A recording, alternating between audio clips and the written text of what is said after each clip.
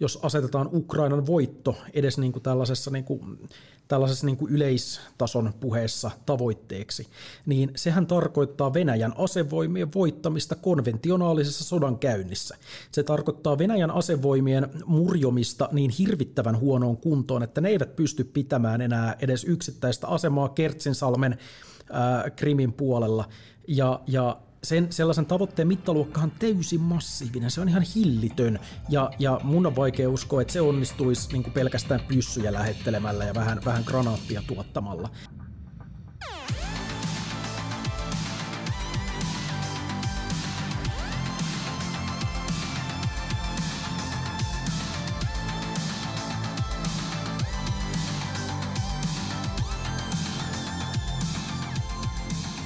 Mitä erinomaista päivää ja tervetuloa taas tauon jälkeen Reserviläisen Kona-podcastin pariin. Minä olen Tuomas Karkoski ja täällä meillä on vieraana toistamiseen jo OASINT-analyytikko Emil Kastehelmi. Tervetuloa.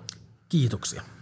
Tänään olisi tarkoitus puhua Ukrainasta, mitenkä Ukraina on työllistänyt herraa vielä. Vientiä riittää kovasti.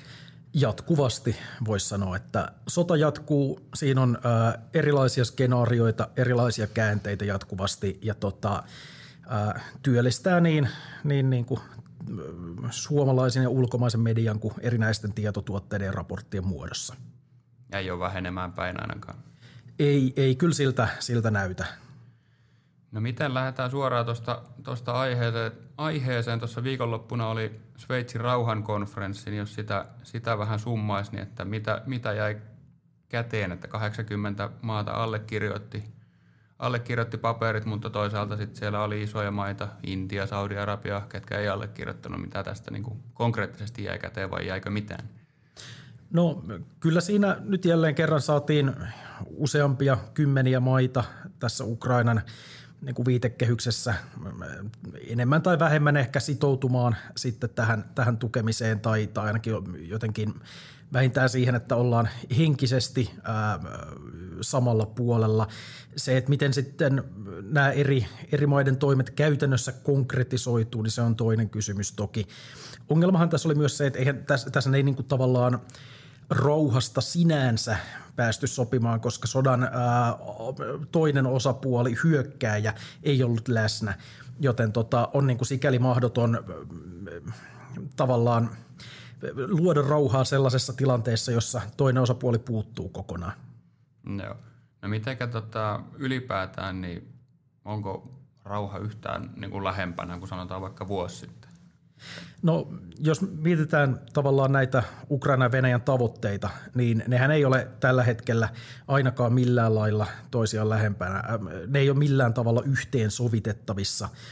Ukraina lähtee siitä, että rauhassa on niin kuin rauhan myötä ja myös niin kuin taistelujen myötä on vapautettava kaikki Venäjän miehittämät alueet. Ja tämä on sinänsä ihan legitiimi niin kuin tavoite. Venäjällä taas on tämmöinen hyvin maksimaalinen, he haluavat Donetskin, Luhanskin, Zaporizhzhan ja myös Hersonin koko oblastit, joka on sikäli täysin absurdi tavoite. Siellä on runsaasta alueita, mitä Venäjä ei ole miehittänyt, on runsaasta alueita, mitä Venäjä ei pysty todennäköisesti myöskään missään vaiheessa kokonaisuudessaan miehittämään. Ja siinä on myös tiedossa se, että tällaisilla alueluovutuksilla Venäjä saisi sitten semmoisen aseman maa-alueiden kautta, jotka mahdollistaisi tulevat sitten tavallaan kiristykset ja sotatoimet Ukrainaa vastaan. Eli todella vaikea tilanne kaiken kaikkiaan ja näitä tavoitteita, kuten sanoin, niin on äärettömän vaikea, lähes mahdoton yhteensovittaa tällaisina. Nämähän on niin kaukana aivan eri sfääreissä, että se, että niin kuin jotenkin samaa pöytään päästäisiin keskustelemaan ja saataisiin jotain niin kuin edes puoliksi järkevää aikaiseksi, niin tuntuu tällä hetkellä aika mahdottomalta varmaan. Niin se tuntuu. Ja sitten ongelmana tietysti on myös se, että Ukrainallakaan ei tällä hetkellä ole resursseja saavuttaa omia julkilausuttuja tavoitteitaan. Eli ei Ukrainalla ole semmoista voimaa, jolla se pystyisi siis kerta kaikkiaan murskaamaan Venäjän asevoimat niin, että ne eivät pystyisi pitämään enää mitään asemia miehitetyillä alueilla.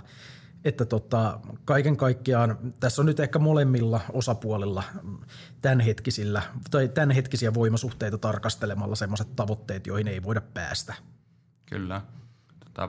Palataan näihin voimasuhteisiin tuossa vielä vähän myöhemmin. Lähdetään tuosta nyt perkaamaan varmaan viime kuukausien, voi sanoa, että tämmöinen yksi isoimmista painopisteistä ja kysymyksistä on ollut, mitä tuolla Harkovan suunnalla on tapahtunut, jossa Venäjä on hyökännyt, mutta sitten taas se läpimurto on jäänyt saamatta ja niin kuin mikä tässä on ollut se tavallaan, mikä nyt siinä on tilanne ja mikä se on se alun perin, että onko se ollut edes kuinka realistinen ajatus siitä, että Venäjä saisi Harkova. Puhutaan kuitenkin 1,5 miljoonan lähes suurkaupungista. Todennäköisesti tämä Harkovan operaatio ei ainakaan tämänhetkisten tietojen valossa missään vaiheessa oikeastaan keskittynyt siihen, että pyrittäisiin saamaan Harkovan kaupunki. Eli kyseessä vaikuttaa olleen enemmänkin operaatio, jossa pyrittiin sitten ehkä jollakin lailla harhauttamaan tai sekoittamaan Ukrainan pakkaa sillä lailla, että ukrainalaiset vetäisi muun muassa reservejä muilta alueilta Harkovaan, joukkoja sitoutuisi sinne taisteluun, joka sitten toisaalta mahdollistaisi Venäjälle etenemisen näillä muilla oleellisesti tärkeämmillä alueilla. Ja käytännössähän siinä nyt sitten kävi niin, että Ukraina sai aika nopeastikin tämän alkusekaannuksen jälkeen pysäytettyä Venäjän hyökkäyksen. Ne taisteluun sidotut joukot, ne kuluivat myös Venäjän osalta. Sinne ei syötetty mitään erityisen raskaita lisäjoukkoja ilmeisestikään. Ei yritetty mitään massiivisempia mekanisoituja läpimurtoja, vaan kerta kaikkiaan sitten otettiin ne asemat ja nythän siellä sitten kaivaudutaan ja pyritään pitämään kiinni siitä, mitä on saavutettu. Ukrainalaiset on onnistunut jo tekemään muutamia pienempiä vastahyökkäyksiä myös sillä alueella, saada muutamia muun muassa osia kaupungeista tai kylistä takaisin. No miten uskot, että toi tilanne siellä suunnalla nyt menee tässä jatkopäin, että onko realistista odottaa, että Ukraina saa niitä nyt menetettyjä alueita vielä hivutettua taas takaisin itselleen vai alkaako se vakiintua tuohon, missä nyt ollaan? Todennäköisesti Ukraina pyrkii kyllä ainakin jossakin määrin ajamaan vielä venäläisiä pois. Eli kun tämä hyökkäys alkoi, niin sehän tavallaan suuntautui pääosin kahteen suuntaan. Eli oli tämä tavallaan suoraan Harkovaan pyrkivä kärki ja sitten tämä toinen, joka eteni Vovchanskin pikkukaupungin alueelle ja pyrki sitten todennäköisesti siitä läpi. Tämä Vovchanskin suunta oli strategisesti täysin yhdentekevä. Vaikka venäläiset olisi edenneet siellä 10 kilometrejä, niin tavallaan se sodan tietyllä tapaa niin kuin yleiskuva ei olisi muuttunut radikaalisti, koska ne olisi ottanut haltuunsa lähinnä alueita, joissa on pieniä kyliä ja se on niin kuin semmoista periferiaa, jota haltuun ottamalla ei myöskään voida tietyllä tapaa uhata mitään Ukraina-operaatioita kovin merkittävästi, vaikka sieltä olisi menetetty paljonkin. Sitten tämä toinen suunta, joka kohdistui Harkovaan, oli sikäli haastavampi, että siinä, jos Harkova olisi esimerkiksi päätynyt venäläisten tykistön kantamalle, niin sillä taas olisi sitten voinut olla tavallaan laajempiakin haastavia merkityksiä ja jopa ihan siihen pisteeseen asti, että olisi mahdollisesti tullut uusia niin kuin maan sisäisiä pakolaishaasteita ja sitten olisi ehkä joutunut joitakin puolustusjärjestelyjä siellä miettimään kanssa hieman uudelleen, ehkä jotakin logistisia kysymyksiä ja tämmöisiä, riippuen siitä, että miten paljon nyt olisi sen lopulta päässyt. Mutta tätä tavoitetta ei saavutettu ja nyt halutaan todennäköisesti lyödä sillä lailla taaksepäin, ettei tällaista tilannetta tule jatkossakaan. No miten joutuiko Ukraina minkä verran sitten niin kuin irrottamaan niitä resursseja muualta sinne Harkovan suunnalle? No se ensimmäinen vastaus oli semmoinen, että tuli niin kuin osia eri prikaateista, vähän ilmeisestikin sieltä sun täältä. Totta kai siellä rajan pinnassa oli myös Ukrainalla jo valmiiksi tiettyjä joukkoja, eli ei se niin kuin täysin tyhjä ollut. Se ehkä yllätti puolustajia jossakin määrin, vaikka toisaalta myös ymmärtääkseni sitä osattiin jossakin määrin samaan aikaan odottaakin.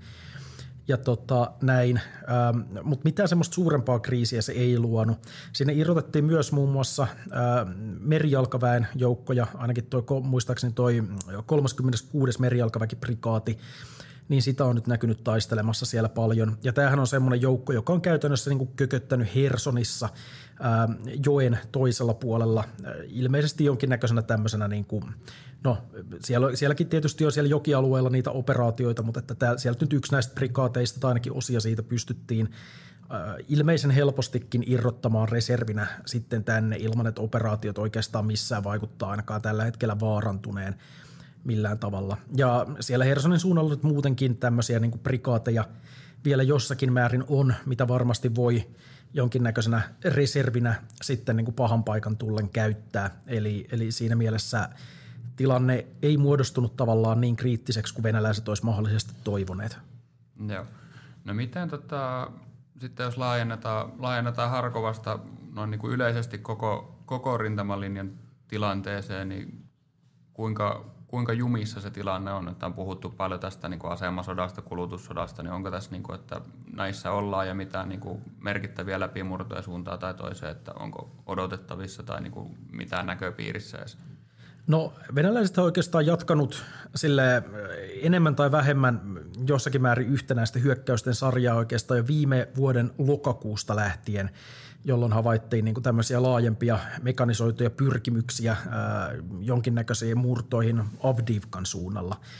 Ja no siinähän se sitten oikeastaan kehittynyt. Viime kuukausien merkittävimmät muutokset rintamassa on nimenomaan täällä niin sanotulla Avdiivkan ja Pokrovskin välillä tapahtunut muutos, venäläisten eteneminen, jossa venäläiset on nyt päässeet ehkä semmoinen 20 kilsaa nyt tässä niin kuin tämän vuoden aikana eteenpäin.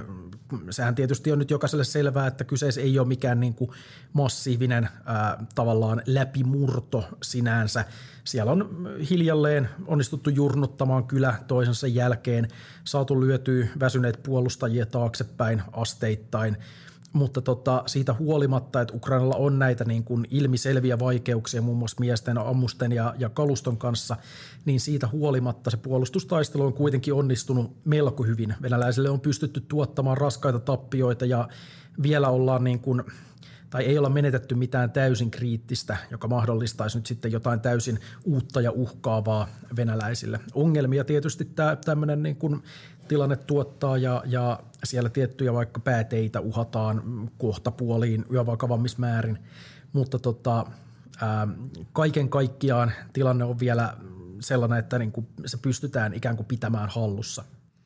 No mitä tässä kuitenkin se keskustelussävy on ehkä muuttunut aika paljon, jos mietin, että me juteltiin varmaan aika tarkalleen vuosi sitten, käytiin tätä läpi viimeeksi ja silloin oli siinä niin kuin, oli sellainen odottava tunnelma niin kuin tämmöisen Ukrainan kesäoffensiivin suhteen ja se nyt sitten lopulta meni miten meni ja nyt sitten taas keskustelu on enemmän ollut siinä niin kuin lännen aseavussa, tietysti merkittävimpänä ehkä toi Yhdysvaltain senaatissa jumitti Yhdysvaltojen aseapu, niin mitenkä näet sen tilanteen? Sanoit jo tuossa, että niin kuin ammuksista on ollut pulaa pitkin vuotta. Joo, kyllä. Että näähän on semmoisia tavallaan pysyväisluonteisia haasteita. Vaikka nyt ammustilanne parantuukin, niin kyllä Venäjällä on silti pääasiassa useimmilla alueilla ainakin niin muun muassa tykistössä ylivoimaa.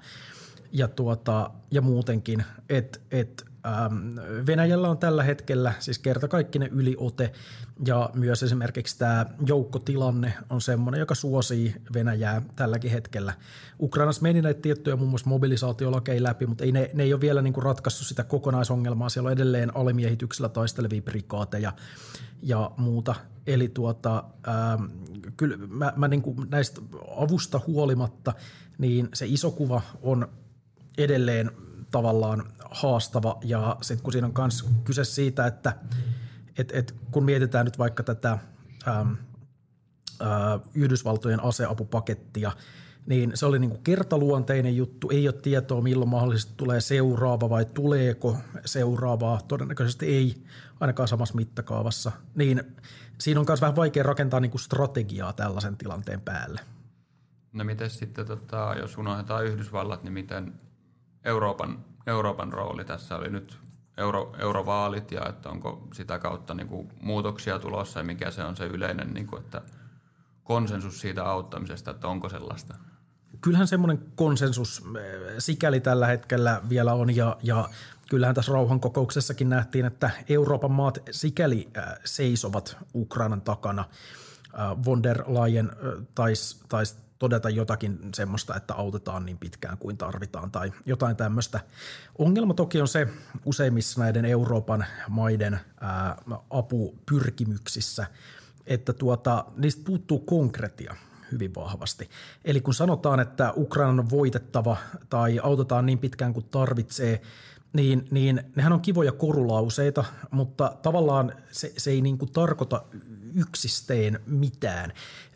Mä en ole nähnyt aina varsinkaan Suomessa yhdenkään päättäjän ihan konkreettisesti selittävän, että mitä tämä nyt tarkoittaa, miten pitkälle ollaan valmiita menemään ja niin kuin, mikä on niin kuin se lopputavoite ja mitkä ovat ne askelmerkit sinne pääsemiseksi ja niin kuin, että minkälaisia riskejä ollaan valmiita ottamaan. Nämä on kaikki asioita, jotka tässä keskustelussa tavallaan ihan siis täysin poissa olevia monissakin tilanteissa. Minkälaista konkretiaa sä niin kuin itse kaipaisit sitten tähän? No esimerkiksi vaikka kysymys siitä, että voidaanko lähettää, tai niin, että jääkö apu esimerkiksi kaikissa tilanteissa pelkästään tällaiseen niin kuin materiaaliseen tukeen, vaikka näyttäisi siltä, että Ukraina kerta kaikkiaan on romahtamassa, niin annetaanko silloin Ukrainan kaatua, todetaanko vaan, että voi, vai pyrittäisikö sitten jotenkin muodostamaan jonkinnäköistä koalitiota, jolla voitaisiin tehdä sotilaallinen interventio tavalla tai toisella. Sitä on vaikea, ja sekin nyt olisi tietysti niin kuin hyvä määritellä, että jos puhutaan Ukrainan voitosta, jos asetetaan Ukrainan voitto edes niin kuin tällaisessa niin kuin yleistason puheessa tavoitteeksi, niin sehän tarkoittaa Venäjän asevoimien voittamista konventionaalisessa sodankäynnissä. Se tarkoittaa Venäjän asevoimien murjomista niin hirvittävän huonoon kuntoon, että ne eivät pysty pitämään enää edes yksittäistä asemaa Kertsinsalmen Krimin puolella ja sellaisen tavoitteen mittaluokkahan täysin massiivinen, se on ihan hillitön ja mun on vaikea uskoa, että se onnistuisi niin kuin pelkästään pyssyjä lähettelemällä ja vähän granaattia tuottamalla. Eli tavallaan musta tuntuu, että kun päättäjät puhuvat voitosta, kun sanotaan, että tuetaan niin pitkään ja niin paljon kuin tarvitsee, niin siinä on niinku tavallaan tämmöisiä piirteitä, joita olisi hyvä ottaa huomioon, ja se on tympeätä, että tällaisia sloganeita vähän niin kuin heitellään puolikevyesti, jotta voidaan näyttää niinku olevan tavallaan puolella, mutta sitten kun vaikka tulee kyse näistä länsijoukoista, niin sitten jotenkin kauhistutaan ja onkin paljon vaikeampi suhtautua asiaan. Niin tämä länsijoukot on nyt niinku noussut tässä viime aikoina framille, mutta se on sitten jotenkin, mulla on vähän semmoinen tunnelma, että se on aika nopeasti sitten myös lakastu sinne, että tämä ei ole relevanttia, niin kuin, että ei. Niin, niinhän se on, ja kuten vaikka nyt nähtiin näissäkin eurovaaleissa, siis suomalaisissa tenteissä, siellä osa porukasta niin tuntuu olevan niin kuin vaikeuksia jopa muodostaa semmoista konkreettista selkeää linjaa tähän, tai sitten jotenkin ei niin kuin haluta ottaa kantaa, kun tämä ei ole nyt niin kuin ajankohtainen.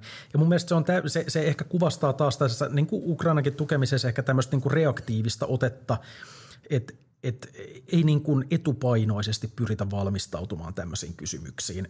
Ukrainan tuessahan se olisi äärettömän tärkeää, että kaikki niin kuin asiat suunnitellaan oikeasti niin kuin pitkällä aikavälillä, on selkeät tavoitteet, selkeät strategiat ja nythän on niin kuin semmoistakin välillä ollut, että ehkä sitten voidaan tehdä jotain tämmöistä, jos niin kuin näyttää, että Ukraina nyt on sitten oikeasti romahtamassa. Mutta jos puhutaan koulutusmissioista, niin sun ei tarvitse olla mikään Clausewitz, että sä ymmärrät, että sä et voi alkaa suunnittelemaan jotakin koulutusmissiota silloin, kun rintama romahtaa, vaan siis esimerkiksi niin kuin länsimaiset kouluttajat Ukrainassa, joka on aivan niin kuin tämmöinen absoluuttinen niin kuin vähimmäistaso toiminnassa, millä voisi Ukrainankin asemaa helpottaa, niin sitähän pitää suunnitella niin kuin todella pitkään tavallaan ennen tilanteen kriisiytymistä. On älytöntä miettiä, niin kuin, että jonkinnäköisten apumekanismien ehtona on tilanteen kriisiytyminen. Se on niin kuin kaikista surkeinta ajattelua, mitä tässä yhteydessä voi olla. Onko tässä sitä, että niin kuin vaikka Baltiassa nyt ainakin Suomessa hyvin ymmärretään se tavallaan hyvin konkreettisesti se, niin kuin se Venäjän uhka ja että, niin kuin, että jos nyt tehdään joku tämmöinen löyhä kompromissi, niin mitä siitä voi sitten niin kuin muutaman vuoden päästä seurata, mutta onko se sitten se joukkojen kohdalla kuitenkin sitten se kysymys, että se tavallaan se hinta tulisi konkretisoitumaan aivan eri tavalla kuin nyt, jos lähetetään tämmöistä niin kuin staattista rautaa ja mutteria ja piirilevyä ja siis tämmöistä, mikä siis, ei ole henkilökohtaisella tasolla menetys kenellekään. Niin siis tuolla tavalla pystytään tavallaan pitämään omat kädet puhtaina. Tässähän on niinku kans keskusteluissa välillä näkynyt semmoisia väitteitä, että jos sinne nyt jo niinku suurin piirtein länsimainen sotilas valtion tukemana siis jalkansa asettaa, niin sitten onkin tyyli jo 3. maailmansota. Ja tämähän on täysin Venäjä-myönteinen narratiivi. No mutta eikö tämä ole ihan sitä samaa, mitä tässä on ollut useamman vuoden, että nyt jos länsi tai Ukraina tekee tämän, niin sitten tämä viiva on ylitetty. No sitten se viiva on ylitetty ja odotetaan, että mitä tapahtuu. Ei tapahdu mitään. Sitten ylitetään se seuraava viiva, mitä ei tapahdu. Ja tehdään näin ja sitten ollaan niinku huomattu, että nämä onkin vaan niinku tyhjiä uhkauksia. Kyllä, siis juuri tämä. Ja tämä on niinku sama on tässä niinku länsijoukkojen.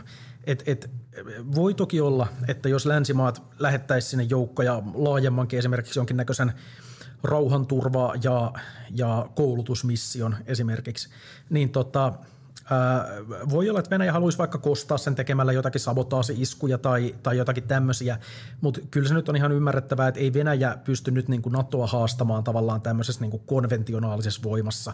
Ja mä myös pidän sitä melko epärealistisena ajatuksena, että sieltä nyt sitten alkaisi lentämään ydinaseita niin kuin länsimaihin sen takia, että siellä paikan päällä on nyt sitten jotain joukkoja, jotka ei lähtökohtaisesti edes välttämättä osallistu taistelutoimintaan.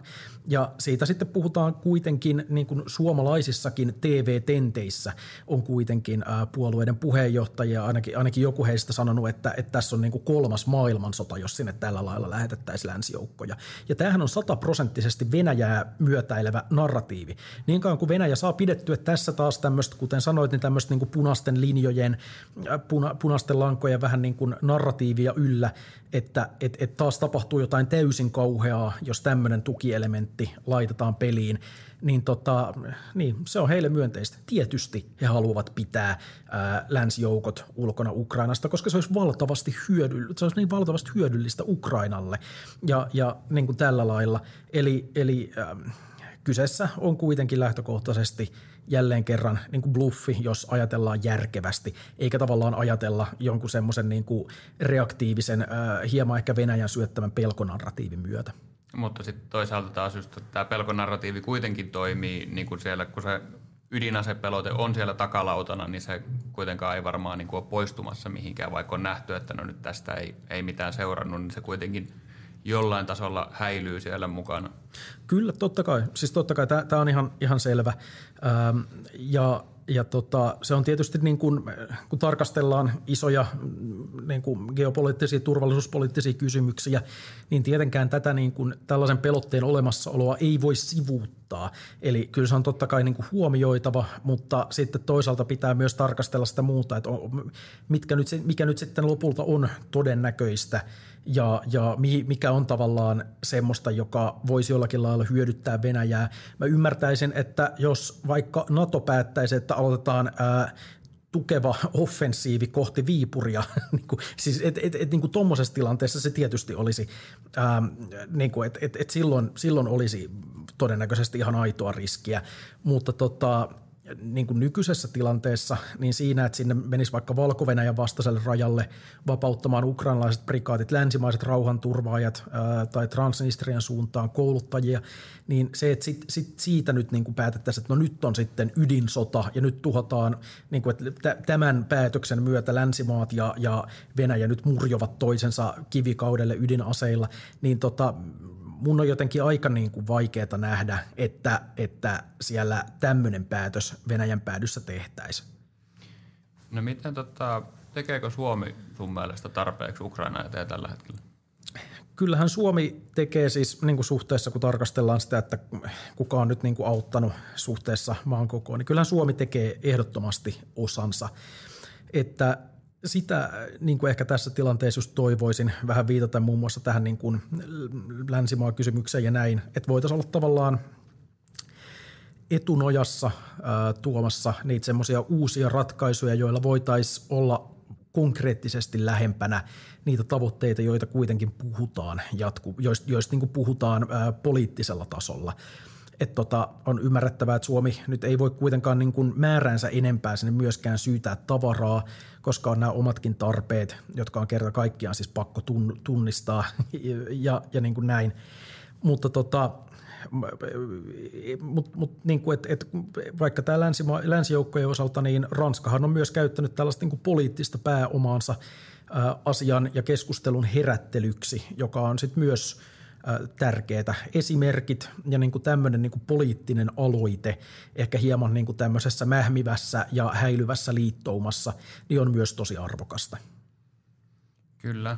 Miten jos pyöräytetään tuosta vähän sitten niin kuin ihan siihen Ukrainan armeijaan konkreettisesti, niin mitenkä nyt näet, että sanoit tuossa, että siinä liikekannallepano asiassa on ollut haasteita, sitä on yritetty edistää, mutta että kuinka ongelmallinen se on, että se tavallaan se rotaatio ei siellä pyöri ja sitten toiseksi se, että mikä niin kuin sitten kalustopuolella, niin missä siellä mennään, että missä ne isoimmat aukot on ja missä sitten taas homma toimii?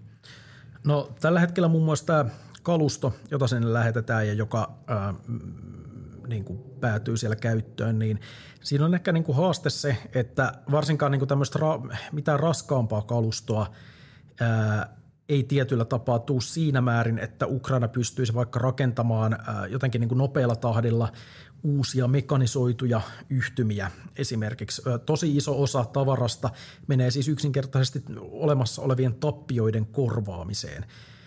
Ja kun mietitään taas sitten näitä Ukrainan tavoitteita ja toisaalta myös lännen ehkä semmoisia niin kuin fantsuttamia juttuja, niin on niin kuin aika vaikea saada miehittäjää ajetuksi pois, jos ei pystytä rakentamaan tai niin kuin kerta kaikkiaan kasvattamaan voimaa sellaiseksi, että saadaan sitten yliote vihollisesta jollakin alueella, vähintään niin kuin paikallisesti. Niin tässä on niin kuin semmoinen iso dilemma. Ja sitten samalla on muun muassa tätä niin kuin miespulaa ja just se, että tietyt prikaatit on tavallaan jatkuvasti nyt sitten siellä linjassa, voi olla paikoin jauhautunut aika pahastikin ja näin. Eli tässä on näistä niin kuin viimeaikaisista ihan positiivisista tukisignaaleista huolimatta, niin tässä on niin kuin tiettyjä tällaisia olemassa olevia haasteita, jotka ei kuitenkaan korjaannu ihan sormia napsauttamalla. Ja sitten toisaalta kalusto on semmoinen, missä länsimaat voi auttaa, mutta miespulan ratkaiseminen ainakin tässä tämänhetkisessä niin kuin poliittisessa todellisuudessa on semmoinen, johon vain Ukraina voi vaikuttaa, että se ylipäänsä tuli ongelmaksi, niin siinä ehkä voi myös katsoa vähän Ukrainan suuntaan ja osoittaa hieman ehkä syyttävällä sormella, että ei niin kuin lähdetty ratkomaan asioita mahdollisimman nopeasti, asioita, jotka varmastikin oli tiedossa jo esimerkiksi vähintään syksyllä 23, kesällä 23. No miten tämmöinen niin kuin kietoutuu myös niin kuin viime kädessä myös sinne maanpuolustustahtoon, niin mikä se, niin kuin se ukrainalaisten henkinen tila, mikä sulla on siitä käsitys, niin kuin, että onko siellä yhä se, niin kuin se vankka usko omiin, että tämä niin kuin tästä jonain päivänä kääntyy siihen lähtöpisteeseen, mistä aloitettiin, että niin kuin venäläiset on sieltä Ukrainan maalta poissa? Tietysti tässä on niin kuin, voidaan mennä tavallaan tämmöiselle hyvin maanläheiselle tasolle tai sitten niin kuin korkealle tasolle. Isolla tasolla on tietysti haasteena se, että ei niin kuin välttämättä tule varsinkaan näitä vapaaehtoisia rekrytoimistoihin ihan samaan tahtiin. On heitä edelleen, mutta että niin kuin se puoli on pienempi ja sen takia sinne pitää myös pakottaa sitten ihmisiä. Näissä tietyissä vaikka koulutuskeskuksissa on myös kuullut semmoisista ongelmista, että no ensinnäkin koulutuksen järjestäminen on haastavaa, mutta sitten myös sieltä saattaa korata siis yksinkertaisesti näitä koulutettavia.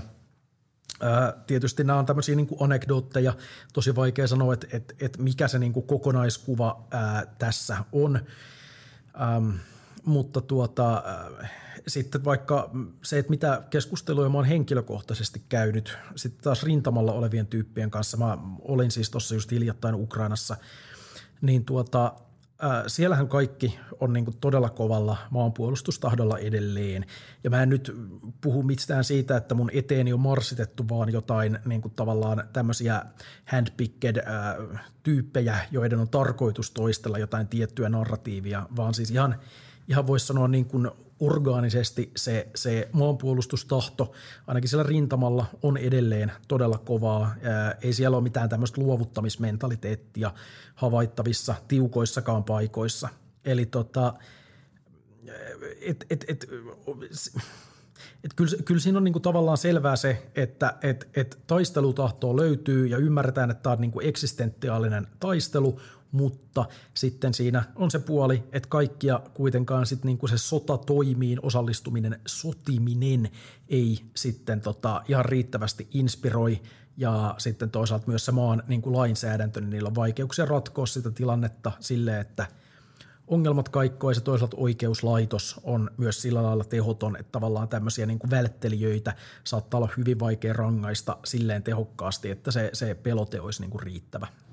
No mitä sanoit, että kävit Ukrainassa ja kävit siellä keskustelua ja niin kuin moraali on yhä korkealla, mutta miten sitten se kääntöpuoli, että mistä aiheesta sitä nurinaa sitten tulee niin kuin eniten tämmöisiltä, niin kuin, jos voisi sanoa rivisotilailta? No huolina siellä siis nostettiin yksinkertaisesti siis ammusten ja osin kalustonkin riittävyys, mutta että semmoista niin kuin nurinaa, että siinä missä vaikka jostain droonikysymyksistä niin joudutaan itse virittelemään vaikka erinäisiä niin kuin räjähteitä ja tämmöisiä siinä missä venäläisillä niin kuin tulee valmiina niitä sitten suoraan tehtaalta. Tämä nyt ei välttämättä ole toki niin kuin joka paikassa myöskään ongelma, että liittyy, niin kuin, voi liittyä paikallisesti, hetkellisesti myös vaan joihinkin porukoihin ja tällä lailla. Mutta yleisesti ottaen kanssa siis sitten tykistön ampumatarvikkeet, oli myös sitä puhetta, että kerta kaikkiaan, jos tätä tykistön ihan siis ampumatarviketta, ei niin kuin varsinaisesti putkia, vaan ihan ampumatarviketta, että jos sitä olisi lisää, niin olisi pystytty toteuttamaan paljon niin kuin paremmin tätä puolustustaistelua, koska siellä on myös monia tilanteita, joissa venäläisetkin niin kuin pyrkii niin kuin hyökkäämään tavallaan tälleen vähän laajemmilla jalkaväen osastoilla, joihin sitten olisi niin kuin nimenomaan helppo vaikuttaa. Ja toisaalta sitten kun Venäjä tietää, että Ukrainalla on rajallisesti kuulaa, niin ne voisit myös toisaalta niitä taktiikoitaan niin kuin, hieman muokata siihen kulloisenkin tilanteeseen heidän tiedustelutietonsa ja tämmöisen perusteella. Että se on niin kuin ehkä semmoinen niin kuin nurina, mitä sieltä vähän kuuluu, jos sitä nyt nurinaksi voi sanoa. Se on toisaalta myös äärettömän relevanttia ja ihan niin kuin. Joo, siis sanavarinta oli ehdottoman väärä, niin kuin aloin tuossa itsekin miettimään, että ei voi niin kuin tässä tilanteessa puhua nurinasta, mutta että niin kuin kyllä. Kaikki ymmärsivät pointin. Kyllä. Niin. No mitä tuossa on nyt paljon puhuttu ja odotettu, noista on ollut hävittäjistä, että F-16, että milloinka niitä saadaan ja näin, niin minkälaisia näkymiä ne sitten tullessaan voisi avata Ukrainalle? No ensinnäkin on todettava se, että tässä ei nyt niin kuin niiden F-16 osalta niin ei ole mitenkään niin kuin erityisen nopeat näkymät. Siis se, että siellä saataisiin suuri määrä kyseisiä koneita ilmaan ihan taistelutehtäviin asti, niin siihen on niin kuin omien lähteiden ja oman ymmärryksen perusteella vielä niin kuin aika pitkä matka. Että totta kai siellä voi sitten niin kuin yksittäisiä koneita myös ihan jo pelkästään propagandatarkoituksissa näkyä tässä joskus lähiaikoina, mutta sitten se, että siellä niinku oikeasti nämä kaikki 10, mitä sinne nyt ollaan ainakin luvattu, olisi sitten oikeasti laajemmassa käytössä, niin siihen voi kyllä vielä mennä ihan hyvä tovi, koska siis lentäjien kouluttaminen pelkästään jo vie aikaa ja näin. Sitten siinä on niiden osalta on myös kysymyksenä niinku tämmöiset taloudelliset pointit. Hävittäjien ylläpito maksaa tosi paljon. Nyt sitten alkaa näyttämään siltä, että sieltä täältä myös tulee vähän niin kuin erilaisia hävittäjämalleja, jotka sitten taas lisää tätä niin kuin logistista, huollollista kuormitusta ja sitten niiden aseistus, että miten pitkään, minkä tyyppistä niin kuin aseistusta tarjotaan. Ja näin, niin se on yksi kysymys. Että siinä on niin kuin tosi paljon tavallaan tämmöisiä haasteita, joiden vuoksi on niin kuin vaikea sanoa, että mikä se todellinen vaikutus nyt niin kuin milläkin aikavälillä tulee olemaan. Et tietysti ne voi niin kuin sanoa, että tuovat varmasti niin kuin etua, mutta ne ei ole kuitenkaan mikään semmoinen wunderwaffe, joka nyt sitten jotenkin puhdistaa kaiken ilmatilan kaikkialta ja jotenkin mahdollistaa nyt sitten viimein Ukrainalle jotkut syvät läpimurrot ja vihollisen niin kuin ajamisen maasta. Että semmoista on niin kuin nähdäkseni kuitenkin ehkä hieman turha olettaa. No miten sitten, nyt on tuosta Ukrainasta puhuttu paljon ja tietysti sitten toi Venäjän kalustoa, että niin kuin tuolla nyt netissä on paljon, löytyy vaikka minkä näköistä Exceliä, että minkä verran mitäkin tankkityyppiä menetetty ja kuinka paljon se on prosentuaalisesti, mutta missä niin kuin mennään tämän Venäjän kaluston suhteen, että tietysti on varmaan niin kuin tieto on silleen hyhmäsempää ja isomman sumuverhon takana kuin ehkä ukrainalaisten, mutta jos niin kuin jotain käsitystä siitä, että onko se vaan niin kuin loputon mylly, mistä saadaan jotain kammettua vai niin kuin, mikä on tilanne? No kyllä tässä niin kuin tietyllä tapaa voi niin kuin tiettyjä trendejä pyrkiä havaitsemaan. Esimerkiksi se, että vaikka mitä kalustoa milläkin aikaväleillä ollaan vaikka voitu nähdä tuhoutuvan tai ylipäänsä, että mitä on missäkin näkynyt, minkä verran ja näin. Toki tästä täytyy ymmärtää tämä avointen lähteiden tiedustelun tuoma niin kuin rajallisuus, että me nähdään vain pieni osa siitä, mitä siellä koko ajan tapahtuu, ja niin kuin trendienkin havaitsemiset voi olla tavallaan tämmöisiä suuntaa antavia toisin kuin sitten semmoisia aivan niin kuin kiveen hakattuja varmoja totuuksia. Totta kai on sitten myös tämmöisiä niin kuin tiettyjä vähän konkreettisempia indikaattoreita, vaikka venäläisten vaikka varastojen tarkastelu satelliittikuvin ja kaikkia tämmöisiä juttuja vaikuttaa saatavilla olevan materiaalin perusteella korkeasti sanottuna siltä, että kyllä Venäjällä vielä kalustoa riittää tulevaisuudessakin, että ei tule niinku tilannetta, että nyt tankit ovat yhtäkkiä vain loppu, vaan että niillä on tiettyä oma tuotantokykyä, sitten niillä on kykyä toisaalta myös modernisoida ja korjata sitä vanhaa kalustoa.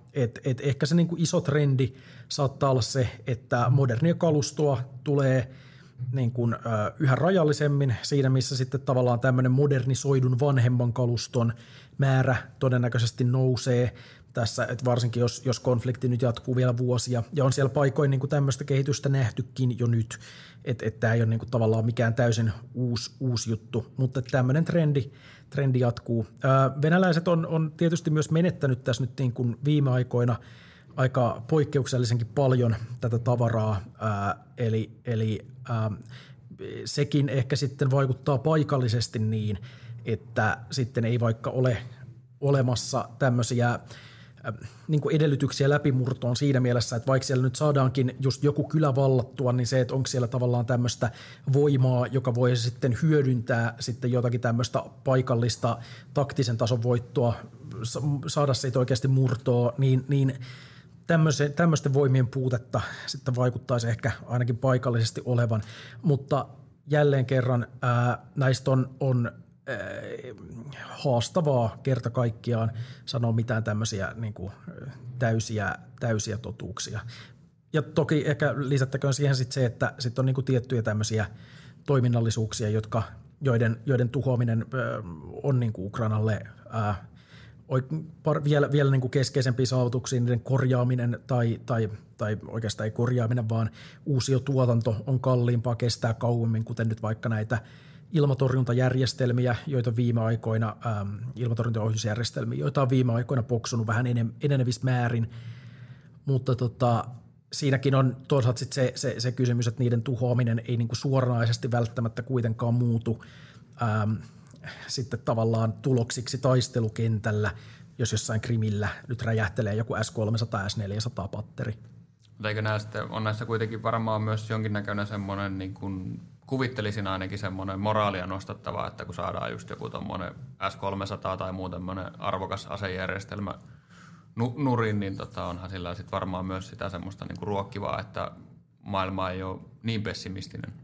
On varmasti, että kyllä siinähän on nimenomaan tämmöisiä propagandahyötyjä, että kun tämmöisiä pystytään osoittamaan, että venäläiset eivät niin kuin voi mitenkään tuudittautua siihen, että ollaan turvassa esimerkiksi Krimin niemimaalla, vaan sinne pystytään iskemään oikeasti tämmöisiin niin kuin lihaviin maaleihin, niin kyllä siitä on ehdottomasti niin kuin propagandahyötyjä, mutta mä oon esimerkiksi itse ollut niin kuin hieman sit toisaalta skeptinen siihen, että niin kuin missä määrin vaikka just tällä hetkellä on hyödyllistä käyttää niitä niin kuin rajallisia ohjusresursseja tämän tyyppisten maalien hakemiseen, koska on paljon mahdollista, että vaikka Atacams on niin kuin rajallinen luonnonvara sikäli, ei ole varmuutta, että niitä tulee enää lisää sen jälkeen, kun tämä tuntematon määrä, mitä Ukrainalla tällä hetkellä on, kuluu loppuun.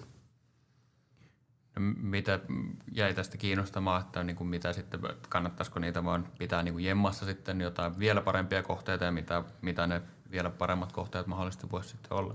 No tämä on siis se, että tavallaan nyt jos isketään Krimille, niin tietysti siellä niin kuin saadaan näitä tuhottua ja saadaan aiheutettu tappioita, joka on tietysti pois siitä kaluston kokonaismäärästä, mutta niin kuin periaatteessa ei ole tavallaan olemassa mitään semmoista niin kuin konkreettista operaatiota ehkä, jota tämän tyyppisillä niin kuin syvillä iskuilla autetaan. Et oikeastaan riippumatta siitä, että nyt niin kuin istuuko siellä nyt se joku niin kuin patteri vai ei, niin se ei niin kuin auta Ukrainaa tällä hetkellä vaikka jossakin läpimurrossa.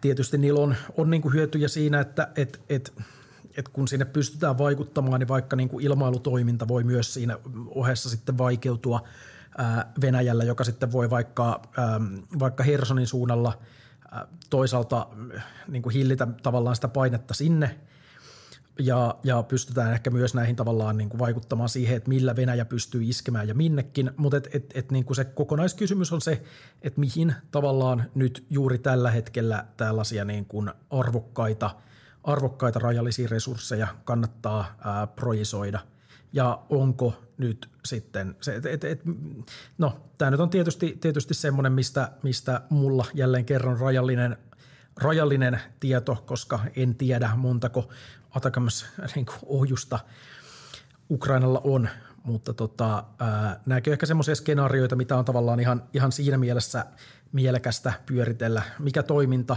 nyt niin kuin ratkaisee ihan konkreettisesti minkäkinlaisen ongelman, joka on olemassa tällä hetkellä, vai saattavatko eri toimijat myös Ukrainan asevoimien sisällä tehdä erinäisistä niin kuin, motivaattoreista lähtien sitten niitä toimintoja, vaikka se ei suoraan toisikaan mitään välittömästi mitattavaa niin kuin hyötyä vaikka olemassa oleviin operaatioihin.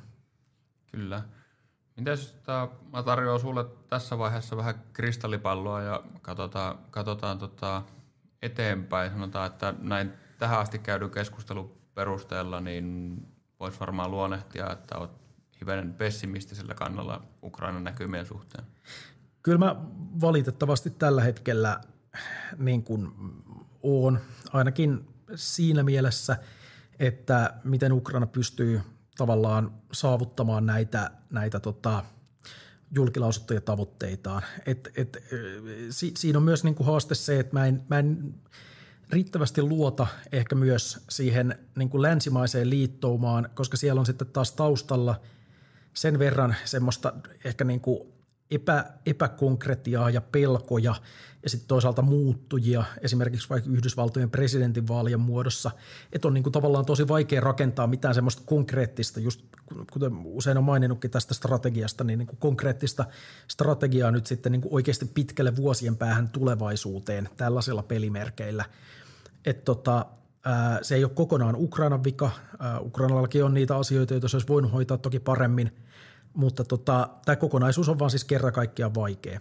Mä en ennusta mitään niin kuin romahduksia nyt niin kuin välittömästi, että kyllähän Ukrainalla kyky taistella on, kyky puolustaa on, mutta tavallaan sitten se, että onko kykyä toisaalta sitten just näihin omien tavoitteiden saavuttamiseen tämänhetkisen resursseilla, niin se on kokonaan toinen asia.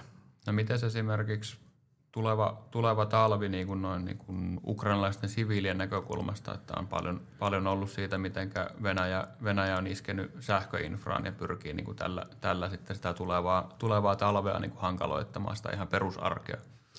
Se on varmasti yksi kans näistä venäläisten pyrkimyksistä, että pyritään kanssa nakertamaan sitä niin kuin siviiliyhteiskunnan selustan toimintoja. Ja se siis sähkön riittävyys liittyy tietysti myös siihen, että miten niin kuin pystytään toisaalta siellä ihan nimenomaan niin kuin babushka kotonaan, miten hän pärjää, mutta sitten toisaalta myös vaikka, kyllähän siis myös niin kuin Ukrainan teollisuus ja tämmöinenkin tarvitsee sitten sähköä, että jos tavallaan pystytään sitä lamauttamaan niin kuin energiaa, isossakin mittakaavassa myös lämpöä ja muuta, että jos niin kuin energian tuotantoa pystytään lamauttamaan laajemmin, niin kyllä se tuo jälleen kerran sen niin kuin oman haasteensa tähän. Romauttaako se mitään kokonaisuudessaan? Ei välttämättä, mutta se voi tuottaa niin kuin todella suuria vaikeuksia, jotka jälleen kerran ovat niin kuin yksi tavallaan ongelma siihen kaiken muun päälle. Mutta se on niin kuin tässä vaiheessa vielä vaikea sanoa, että miltä se niin kuin tulee sitten tulevana talvena näyttämään, koska se liittyy myös vaikka siihen, että miten paljon länsimaat antaa Ukraina ilmapuolustuksen resursseja.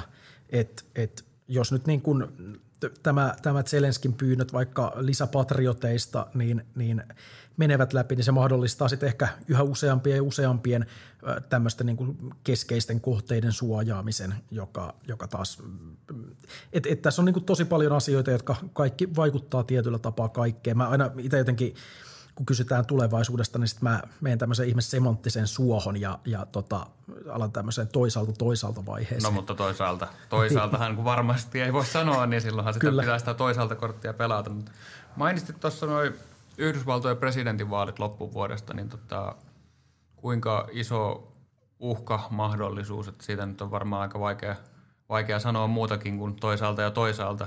Varmaan Euroopan harteille voi olla, että tulee sitten niin kuin lisää kuormaa tai odotuksia. Joo, se, nythän se niin tällä hetkellä näyttää siltä, että on hyvin suuri todennäköisyys sille, että Trump saattaa olla jälleen kerran seuraava presidentti. Se ei varmastikaan tarkoita mitään hyvää Ukrainalle, mutta sitten vaikka Biden tämän kisan voittaisi, niin sanotaan näin useiden niin kuin ulkomaalaisten kollegojen käytyjen keskustelujen perusteella, niin en olisi niin kuin mitenkään silleen 100% vakuuttunut, että Yhdysvaltojen tuki kuitenkaan välttämättä niin kuin jatkuisi niin sanotusti itsestäänselvyytenä, että sitä ei voi semmoisena pitää oikeastaan missään tilanteessa. Ja Euroopan valtioiden on toki ymmärrettävä, että tämähän on niin kuin siis eurooppalainen sota nyt sitten loppupeleissä, ja siihen olisi niin kuin semmoisena suhtauduttava ja ehkä punnittava sit niitä niin kuin merkityksiä. Ja siihen pitää kerta kaikkiaan pystyä valmistautumaan, että Yhdysvallat niin kuin pelaajana saattaa pienentyä tai jopa tippua joiltain osin pois. Ja sitä pyritään Yhdysvalloissa estämään, mutta kaikkea ei todennäköisesti kuitenkaan pystytä niin sanotusti Trump-proofaamaan, vaikka siihen pyritäänkin. No mitä jos katsotaan, että tämä oli nyt toinen vuosi, toinen kerta, niin istutaanko me vuoden päässä tässä puimassa Ukrainan tilannetta? Todennäköisesti kyllä. Mun on hyvin vaikea nähdä, että tämä sota olisi jotenkin ratkennut vuoden päästä. Kyllä tässä nyt oletettavasti, ellei nyt jotakin yllättävää tapahdu, niin puhutaan pidentyvästä konfliktista, pidentyvästä sodasta, joka tulee vaikuttamaan Eurooppaan vielä hyvin pitkän aikaa. No yritetään loppuun kuitenkin kääntää jotain positiivista, että tätä ei mene ihan tuomiopäivän raakkumiseksi, niin onko sulla jotain, mikä antaa valoa sinne tunnelin päähän? No siis se, että niin kuin asioiden laittaminen mittakaavaan, siis se, että vaikka jatkuvasti puhutaankin siitä, että Venäjä pystyy etenemään siellä täällä, niin ehkä vähän viitaten tuohon mun aiempaankin sanomiseen, niin ne saavutukset on kuitenkin vielä suhteellisen rajalliset ja että Venäjä maksaa tällä hetkellä todella kovaa hintaa siitä, että se saa niin kuin tavallaan tämmöisiä pieniä kyliä nakerrettua täysin tuhoutuneina siellä täällä aina yksittäisiä. Eli vaikka Venäjä pystyykin sitä sotakonettaan vielä pyörittämään, niin oikeastaan riippumatta lopputuloksesta, niin kyllä tämän sodan hinta on toisaalta myös Venäjälle hyvin korkea.